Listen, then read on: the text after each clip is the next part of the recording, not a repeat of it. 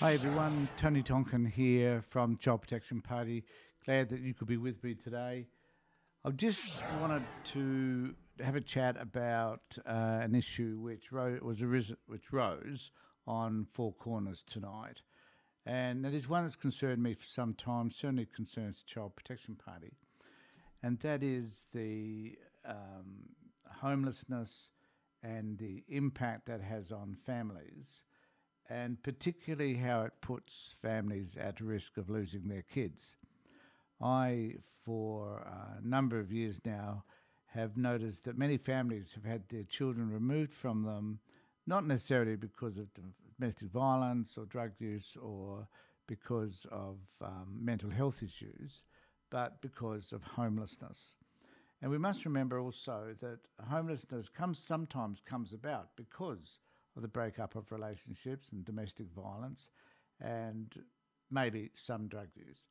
But also it comes with a high cost, I think, and that is particularly around mental well-being. Being without a home is extremely stressful, and having to confront where one might live if you're living with children is particularly concerning and creates a situation for mostly women where they just seem lost and are fearful, not just where they're going to have the next roof over their head, but also how the children are going to be cared for.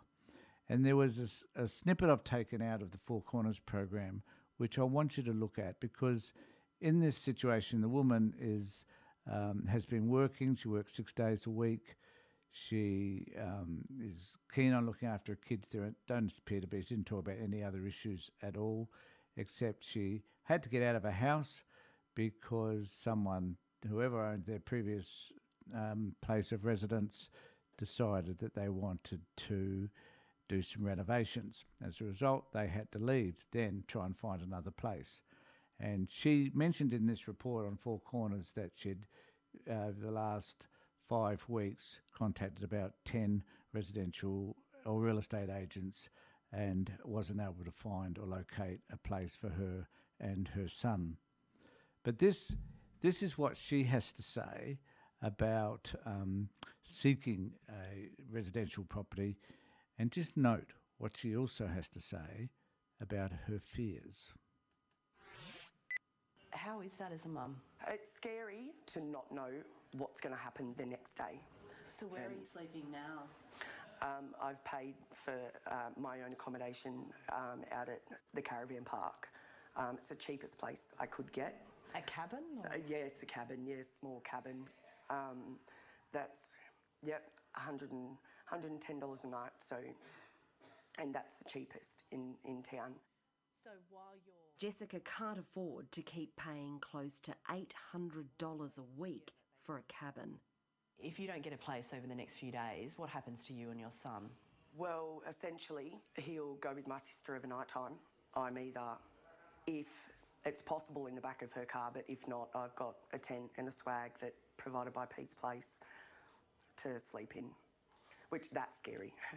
Could you have ever imagined that you'd end up living in a tent? No.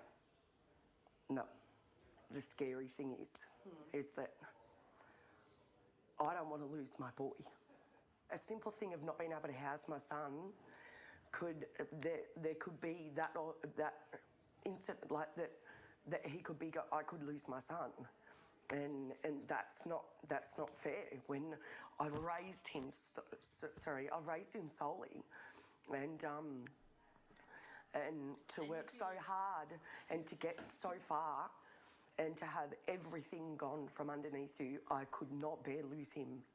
And you'd be losing him because you don't have Yeah, a house. not for my own choices.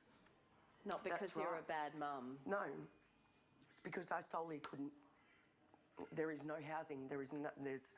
And to go through every avenue to try and get nothing. We've got a new Prime Minister who grew up in public housing, who has some understanding of what it's like to be in this situation. What would you say to him? Help us do something to to help the low-income earners and the unemployed and get stable housing and just help us. We need help. Someone. How is that as a mum? It's scary. So it is I mean, at the end of this, she talks about the government perhaps stepping in and doing something that many governments have failed to do. This is not an insurmountable problem. It's one in which we need to simply provide the funds to build some sort of community housing projects that are suitable and which are relatively affordable. It isn't that these people aren't working. It isn't that they're necessarily on benefits, but it does mean, though, that people who are working to look after their kids, find themselves homeless. The government needs to do something about it, and you could see in this woman's face the stress she was placed under in terms of just being fearful of her son being removed by the child protection system simply because she doesn't have a home. This is a crisis in Australia, and we need to deal with it because it's not just this woman, but it's the kids and many thousands of other children that are suffering through the same sort of circumstance or situation. So we need to fix this. Governments can fix it. The problem is that they just don't have the will to do so.